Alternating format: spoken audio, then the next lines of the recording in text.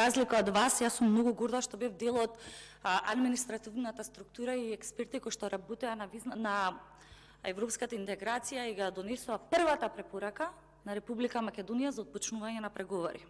Ја донесоа визната либерализација на Република Македонија. Сега, вие не можете да се пофалите со истото, заради тоа што вие ги уништувавте институциите, палевте и вие свиревте со, како ги велите тие вивузели, свирки и така натака, а денеска од големите борци за човекови права останавте само платени борци. Сега, ја ги читам извештаите, сте требало и вие. Знаете што вели извештајот на Европската комисија за 2021? Опозицијските партии остана активно вклучени во собранието и во одредени случаи ги поддржаа клучните закони поврзани со ЕУ.